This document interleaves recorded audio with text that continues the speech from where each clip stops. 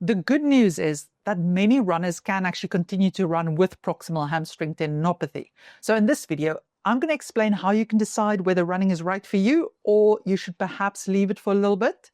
Also, what elements in your running you can tweak to make it more likely that you can continue.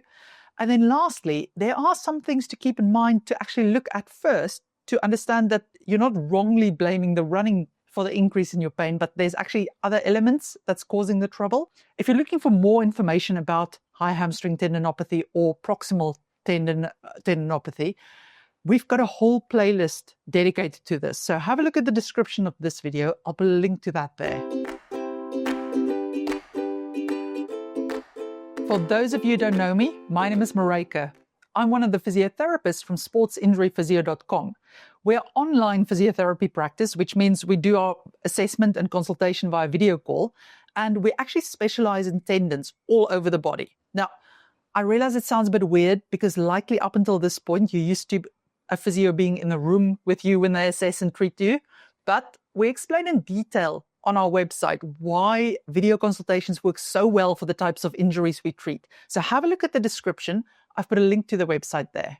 Just to make sure we're on the same page, let's quickly run through the most important points that's useful to understand to help your recovery. The first is that proximal hamstring tendinopathy affects the proximal or high hamstring tendons where they're attached to the sit bone. So right in that area there. It's an overuse injury, and the two most common ways to overuse it is either through lots of strong contractions of the hamstring muscles or through compression of the high hamstring tendons against the sit bone. And often it's a combination of that, because if you get the strong contraction plus the compression, then it's more likely to get injured, or it has to work so much harder. And the main reason for why it gets injured is because those things are all normal, is that you're not allowing enough recovery time between the periods that you work it really hard. And then instead of getting stronger and being able to cope with more, it's now not recovering properly and able to cope with less and less and less. And that's important to understand as well, because if you want to recover from this, you have to get the mix of rest and activity right. Because if you try to continue with your activities at the level that you've always been doing, or even try to increase it, it may actually increase your pain and symptoms because the tendon can't cope with that at the moment. So if we can get it that we match the activity level to what the tendon can currently cope with, you can stay active while you actually recover. Now, it's important to understand that only a small part of the tendon is usually injured, even though everything can feel quite painful. And you can have quite a lot of pain with only a minor injury. Pain is not equal to injury. Now, some people will have just pain and very little injury.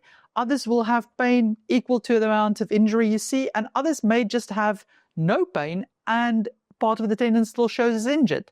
So pain is not a good signal for how bad your injury is, but we can use it to judge whether what we're doing is useful.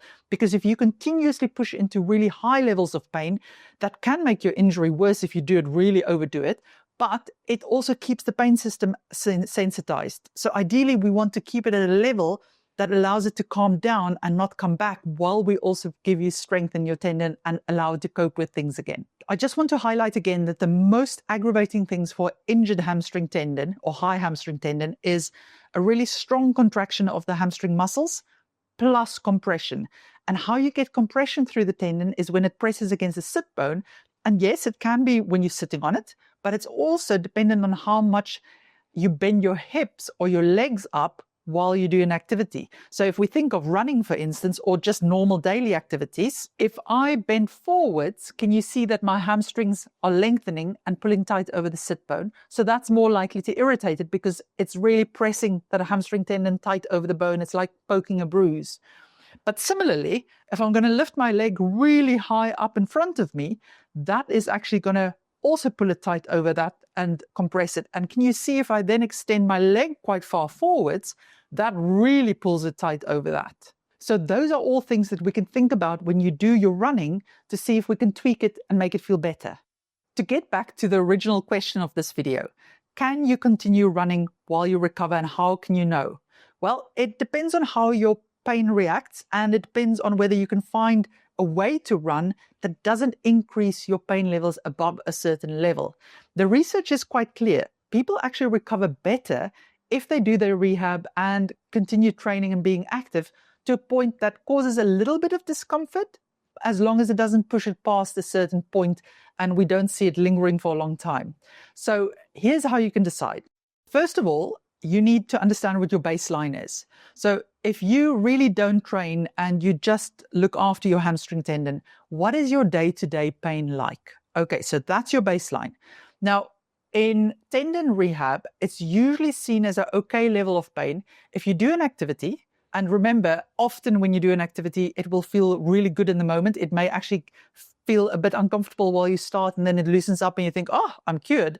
But then the pain comes back in the hours after. So you have to check the 24-hour response as well. So if pain levels stay minimal or discomfort levels minimal during the activity and during the 24 hours after, and you don't feel significantly more discomfort 24 hours later or 2 days after even, then that activity and the level you did it at was likely okay to do and you can likely continue with it. But if you experience a significant increase in pain while doing it, remember, just ignore the first few minutes because that's usually uncomfortable. Or you experience that your pain levels really, or your discomfort really spikes very high a couple of hours or something after you've done your session, and that high levels of pain and extra discomfort continues on in the days afterwards, then that activity likely wasn't that useful and you need to change it in some way to make it within that tolerable level. Now I can hear you saying, so what is significant levels of pain? What is tolerable levels of pain? This is where it can get a bit tricky, because especially if you are an endurance athlete, your pain tolerance is really, really high likely, because you can't run an ultra marathon or marathon even if you can't kind of go mind over matter for pain. But we know from the research, if you're just going to ignore pain and try to train through it, then it's actually just going to create more pain, and it may actually make the injury worse, because that's likely how you got to the point you're at the moment. So we need you to become aware of what is too much for you. In the research, they talk about a 3 out of 10 pain or 4 out of 10 pain being acceptable. If it goes above a 5 or a 6, then it's likely too much. But in my experience, that's really just pain levels differ so and vary so much from person to person. So what we tend to talk about is more like a niggle level, which means you're aware of the discomfort, but it's not something you would start classing as pain, and it's not progressively getting worse. And it's more like I'm a little bit more aware of it afterwards, rather than I think that's just a 3. Because I could still walk, but meantime, you're a person who could probably walk on a broken leg as well. The final thing I want to highlight under this section is that sometimes you can do everything perfectly. You're not pushing into too much pain. You're doing everything else in your week. The load is right. You're doing the exercises you should be doing. And that pain is just continuing. It's not really high, but it's just driving you crazy. If that's the case, it may be that even pushing into those low levels of pain is actually just keeping the pain signals going. You're likely very strong. I've seen this in the past where my gut is telling me this person is strong enough. They need to actually take a recovery week or 2 from the exercises. But then the problem is you've been sticking with your rehab for so long that you've started to believe that if you stop them, you're never going to recover. So then people can't take that mental leap of actually taking a break from all their rehab and everything for 2 weeks. But then during COVID, some people were forced to rest because they actually got COVID. And do you know the number of patients who were much, much better after those 2 weeks of enforced rest, just because their tendons finally went, finally, you're just giving me a bit of a break. They'd been strong enough. They'd done all the hard work in the weeks leading or the months leading up to that. It was just that final bit where the pain just didn't want to calm down. So if you're doing all the right things and you've been doing it for a long time and you know that the advice you've been given is the right advice, then taking a complete break for a week or 2 can make a massive difference just to reset the pain system. And then you can ease back into things again. So you've tested your running and you've come to the conclusion that you're going to have to adapt something because your current training volume is actually irritating your tendon. There are 5 elements you can tweak, and I'm going to talk about the easiest way to tweak them first, and then I'll put it together at the end if you're training for a race or you just want to stay fit, what things you can do instead to see if you can still maintain your fitness for that. The first element is obviously distance, because the longer the run, the more the hamstring has to work and the more likely it is to become fatigued and irritated. So if you're not training for a race at the moment, the easiest thing is to just shorten your runs a little bit and see what that does. The second is speed. And the faster you run, the harder the hamstrings has to contract, and usually the bigger steps you give. So you're getting the contraction plus more compression, and that can increase your pain. So that's something to think about. Could you slow your runs down? Does that make a difference? Do you need to reduce the distance if you just go slower? Maybe you can keep your distance if you go slower, but sometimes you have to reduce the distance as well as the speed to be able to find something. Then the third one is terrain, because if you run up a hill, you have to actually lift your legs up higher and push harder through your for the hamstrings to contract. So that's often more irritating. So can you perhaps switch to running on flat ground even? That might mean that you can continue running the distance you want to run or the speed you want to run. But it may be that you have to go for flat as well as shorter, as well as slower speed. Number 4 is recovery days. Sometimes all that's needed is that you actually don't do as many runs in a week, that you have more recovery days, or you do as many, but instead of doing 3 in short succession, you do 1 recovery day, 1, and then 2 days rest and 1. And you just alternate it like that. So see what you can play with there to just allow more recovery. Then the last element, the 5th element, before we get to how you can adapt it for races, is if you think of your running style or your form. I'm not a big fan of making changes to running form because it usually takes more effort to take on a new running form. But there are a couple of things you can just keep in mind when you're running and see if you can reduce it a little bit, because it may make a difference. The main element in running style that could have an impact on your high hamstring tendons is overstriding. Now, overstriding means that when you run, you're placing your leg far out in front of you, and it's usually with a heel first.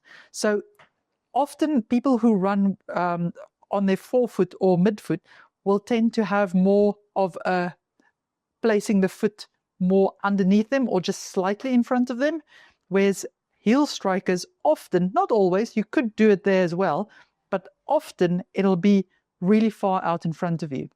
Now you can see that yes, that increases the stretch you have in your high hamstring tendons, especially if you're going to go up a hill. But it's also about the braking force, because as soon as you plant your heel there, it causes a braking force through the body, which then increases all the strain on it. Overstriding is the main element in running form that consistently shows up in the research that's linked to most types of running injuries. So if you are overstriding heavily, even just reducing it by a little bit can make a massive difference just in general in any case. So if we think of it, if you are placing your foot really far out in front of you, if you can just try to bring it there, that will already make a big difference. So you can continue being a heel striker. That doesn't matter. You've just got to bring it in a little bit. And some of the ways you can do that is by leaning your body forwards a little bit more, so that you, instead of leaning back and doing that, you're leaning forwards and you're not trying to place your foot too far forwards. You're just thinking about placing it actually more underneath you. Literally just thinking about shortening your strides a little bit already makes a difference. And then the other things that has been shown to help is if you try to increase your cadence a little bit. I find that really hard because it means that all the muscles have to work harder to actually get your legs turning over more quickly. So for myself, the cue that works better is just thinking to keep my strides a little bit shorter. The other thing to keep in mind is if you are going to bring your leg significantly underneath you when you run, you're going to have to usually, instead of driving with your quads, you're going to be pulling with your hamstrings more. So depending on how you do it or what you're doing in that session, if you're going to concentrate on pulling with the hamstrings more, that's going to work them harder. So that may actually also tire them out. So it's a fine balance. What I would say is if you are a severe overstrider, just concentrate on making your strides slightly shorter. But try to keep it relaxed, try to keep your normal pace, and try to feel relaxed while you're doing it. What if you're training for a race? You can't really reduce your volume too much or anything because you need the time on legs, especially if you're training for a marathon or for ultra marathon, for instance. It will depend on how far out you are from the race. If you're only a couple of weeks away, you've done your hard training. We find then actually focusing on rest and recovery and doing minimal running gives people better results. We've had people actually perform better missing the last 2 weeks of training and recovering because they had fresh legs. So if you're really close to the race, recovery is the more important part. If you're further out and you really need the time on legs, then things like doing a run walk can give you that time on legs, or switching out some of your sessions with cross-training sessions. Using the cross trainer especially works well. If you want more cross-training advice, there's a video, I'll put the link in the description, that we've done about that as well. What about performance? Can you expect to run your race as well as you would have done? It all depends on how quickly your tendon settles down. Like I said, sometimes if people only have it in those last couple of weeks and they have time to recover, then actually they can perform better. Also, if they don't push it into too much discomfort before they get good advice and they immediately adapt things, that it calms down quickly, and then identify the things that likely in their running plan irritated it and adjust those, they can usually get away with most of their training as normal. But in some cases, you may have to adjust your expectations. If you've not really been able to put all the training in you should have, and not really been able to run at the pace you should have trained at to be able to reach your target time, then pitching up to race day and trying to keep to the pace that you were meant to keep for your target time is likely going to get you to blow up, especially if it's a long race. So if you're just interested in finishing it and you're not one of the top athletes, I would say be conservative and be honest with yourself about what's achievable for the training you've done. If you're not quite sure how to adjust your running or how to get to race day in the best possible form, this is one of the things our team really does well via video call. You'll see when you look at everybody's profiles, we all have experience working with top-level athletes, or in the military even, where people can't really rest and they have to perform at a high level as soon as possible. So please reach out if you want more help with that. Lastly, I just want to highlight a few things for you to keep in mind that you can go away and think about in your week to see if it's actually something else in your week or a behavior you have that you didn't even realize was a problem that's causing the trouble and you're blaming your running. Remember that with high hamstring tendinopathy and any injury, it's not just about the exercise you do. It's about the total load it has to cope with in the week, because whenever you do exercise or a normal activity in the house that uses that part, you get some muscle damage or tendon damage in relation to that. And that's absolutely fine and normal, because the body then repairs that, and that's how you grow stronger over time. And it's all about getting that load right, that there's enough recovery in the week to allow it to recover properly, because then you'll get better over time. Now, things that people sometimes not even think about is, where are you scheduling your running in relation to your rehab?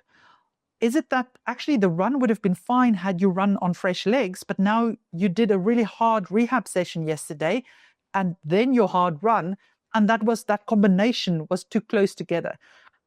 Perhaps if you put an extra rest day in between, it could have coped with it. Or you'd done an easy run or just a short run, you wouldn't have had any trouble. So think about how you space your rehab as well as your other training, as well as your running training, as well as other things in your social life or your work that impacts the hamstring. Something that I found, and I experienced this to an extent myself as well, is that if you are going to do a run, so you think of everything working really hard, and now the body's got to recover afterwards, and then you sit for very long periods of time still doing work, for instance, it can often make your hamstring tendons feel super, super uncomfortable.